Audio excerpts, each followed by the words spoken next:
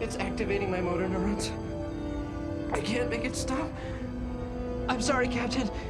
You've got to stop it. Oh boy, time to do what I always do when I'm confronted with something that I don't understand.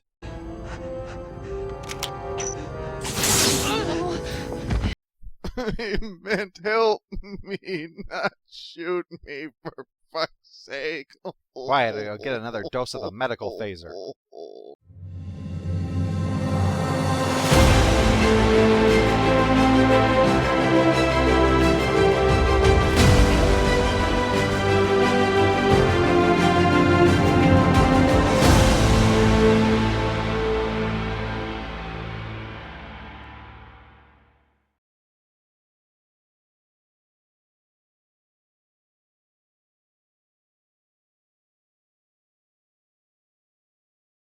Well, what can I say? Another Voyager episode that many fans like comes before us, and I'm left wondering, what the hell? Did they get to see some version that I didn't? Because if so, then I've gotten really ripped off here, as this is another episode I could easily do 2 videos on. It's so full of insanity. Follow with me and see what Good Shepherd offers. The opening is admittedly an interesting visual trip, as we see a decision originate with Janeway literally at the top of Voyager, and follow it through the crew as it heads down further and further to the lower personnel, until it finishes up with some guy at the opposite end, peering out the bottom of the ship as he carries out his part of the order. What's so vital? Seems they need a little more power for the sensors. By a little power, I of course mean 5 terawatts, which, if you're not sure, is about 1/3 of all the power being generated by the entire human race. Keep that in mind the next time somebody nags you to turn the thermostat down. I guess it all must have been worth it, though, because the scan reveals that nearby there's a whole slew of anomalies. Meanwhile, Seven is giving a report on Voyager efficiency, and as you can probably already tell, it ain't that hot. She faults Torres for not utilizing the expertise of Mortimer Heron, the guy on the bottom of the ship, who has 5 advanced degrees in theoretical cosmology. Torres insists, though, that the guy doesn't want to do any real work and prefers to hang around down there. Billy Telfer has hurt the doctor's ratings because he's a hypochondriac who keeps wasting the doctor's time. And Seven's own house isn't in order either, as Tal Celeste is in astrometrics, and she's guilty of, well, just good old-fashioned incompetence. This is backed up when we see Billy helping Tal work through the work that she was too clueless to get. Oh, one part I like is, Harry is the one who notes Tal hurting Seven's performance, but he acts like he doesn't recognize her here. When we find out in The Haunting of Deck 12 that not too long before this episode happened, she beat Harry up with a toolbox. Now, what does it say about the life of Harry Kim that he spent a night pulling a part of a socket set out of his nostrils and listed that under just another day on this ship? After the meeting, Janeway wonders aloud at the 3 that seem to have slipped through the cracks. And that's putting it mildly in Heron's case, considering he's a cosmologist and you have him in engineering. Let me repeat that. On a ship meant to explore the wonders of the universe, you've put Carl Sagan in charge of shoveling coal. You have a person responsible for looking at the cosmos who can't handle it, and a guy who can explain the nature of the universe doing stuff that a chimpanzee could do in engineering. Seems like 2 problems that anyone with half a brain could sort out. Naturally, of course, no one's going to think of it. And before you say, oh, well, he wants to be down there, there's a difference between putting him in situations that could challenge his abilities and putting him in situations which would only challenge his patience. Janeway's amazed to learn that none of them have ever gone on an away mission. But it seems that Heron never volunteers, Billy gets a note from the doctor, and Tal is a danger to herself and others. Chakotay suggests just relieving them from duty because it's his job to offer really stupid advice. Heron's doing his job, remember? He just has greater potential that he's not using. Because you put him in the wrong department. And Billy's only issue is tying up the doctor's time once a week, which would happen anyway if he was relieved of duty. He doesn't disappear just because you fire him. Tal's the only real issue here, and there's got to be something on this ship that even she can't fuck up. I mean, how much brains does it take to scrub out the plasma conduits, huh? So Janeway announces to Billy and Tal that they're going to come with her on an away mission. She then heads down to Deck 15 to have a small and pointless conversation with the Rage Against the Machine guy before finally finding Heffler and telling him that he's coming too. So they are gathered together so Janeway can announce that the 4 of them are going to go and explore that expanse full of anomalies. Yes, anomalies, well, I probably don't have to tell you, are responsible for about 1 out of 5 things that destroy Voyager every week. And Janeway's decided she's going to head into a whole mass of them, accompanied by 3 people who have never been on an away mission in their lives. One of whom is afraid of disease medication and counseling, and another who is just fucking incompetent. As far as ideas go, this one is right up there with kickboxing against grizzly bears and playing drinking games with bleach. After they leave, Seven points out all of these problems, but Janeway says the real mission is to help the 3 of them, by thrusting them foolishly into danger. Seven's still unsure, so Janeway tells the story of the Good Shepherd, who, on finding that a sheep strayed from the fold, went off to go and find it. And, of course, shoot it. Speaking of which, Billy's not doing so hot, convinced that he can't go because of some infection, but even Tal won't humor him this time, and the doctor sends him off in Janeway's tender care, because she's got the medical phaser ready in case she needs it.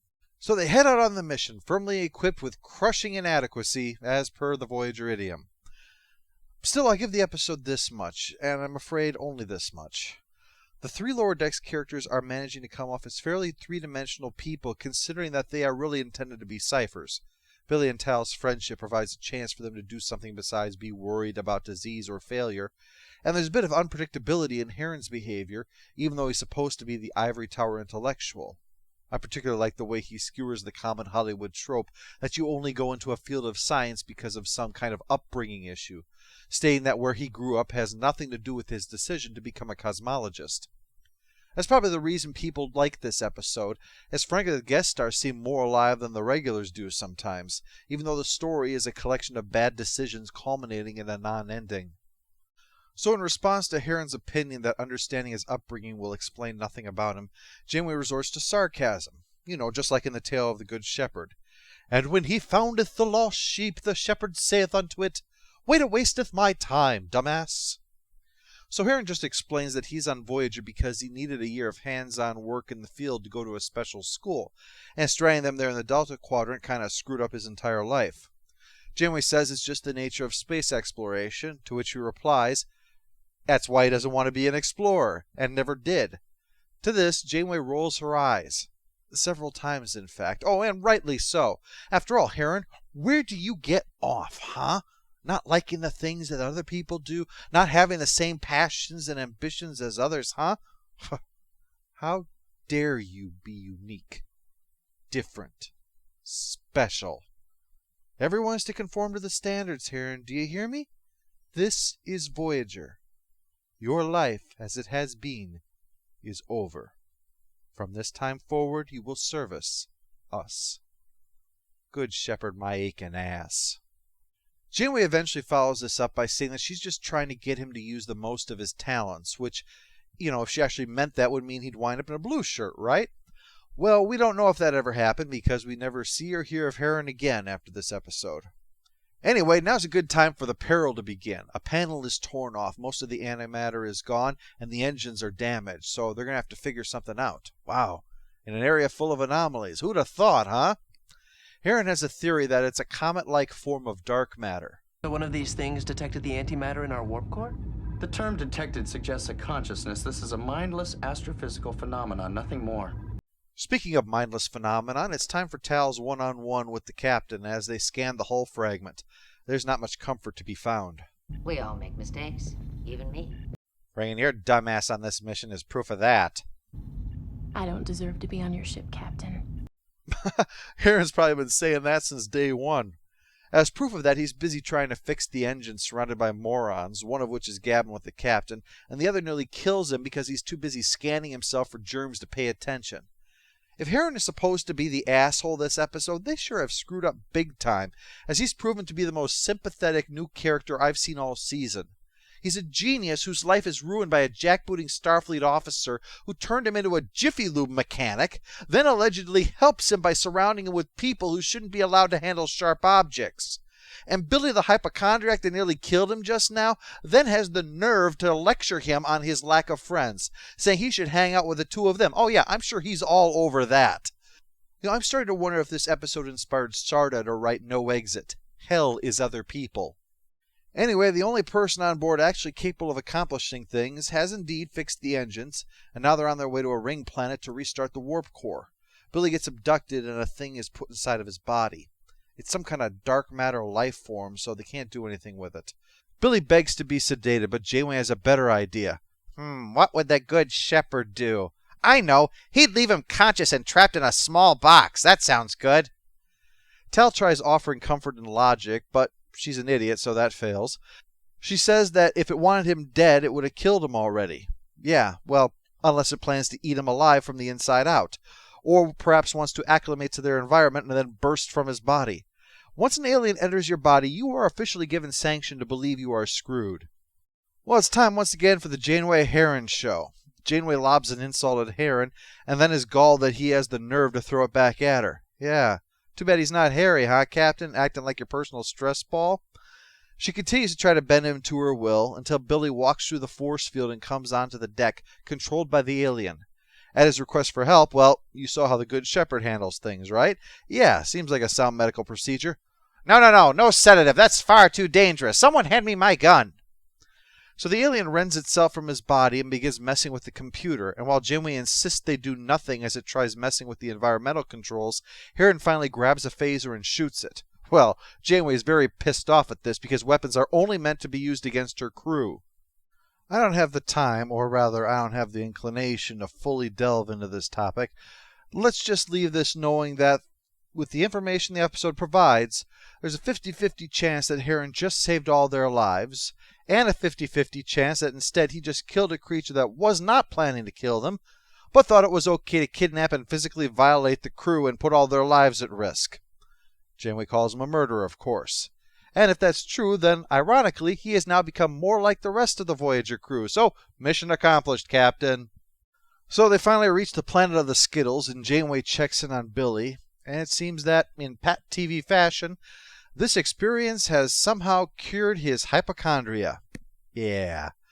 Well, if any of you have friends that are arachnophobes, while they're sleeping, tie them onto the bed and cover them with tarantulas. You'll be doing them a favor. Anyway, the dark matter aliens are coming after the Delta Flyer, so Janeway plans to hit them with an explosion, since that's so much better than shooting them. This is apparently the point where all our problems are resolved, I guess, because Billy and Tal plan to stay on board rather than escape, even though there's been nothing to make Tal less incompetent, and Billy's resolution is frankly absurd. Heron gets into the escape pod and uses it to head towards the aliens, and Janeway goes back to rescue him.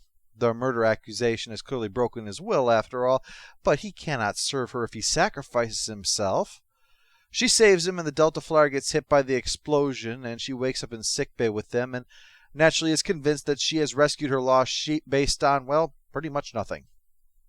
The post-episode follow-up. Neelix has only one scene in which he acts smugly superior to Heron. Yes, Heron must have a real problem if he doesn't want to talk to you, Neelix. We have a sort of burn baby burn for the Delta Flyer being damaged until it's left adrift in space. Judgment call, but I'm making it. Final score for the Good Shepherd is 4 out of 10. While the new characters were well developed and performed, they're in an episode with an idiotic premise surrounded by layers and layers of incompetence, leading to an ending that disappoints even people who like the episode. Janeway's self-congratulatory belief that she is the Good Shepherd in the end, based upon her actions this episode, just goes to show how self-deluded she is and how pat an ending this episode was going for. The so-called Good Shepherd in this episode is the least tolerable of them all.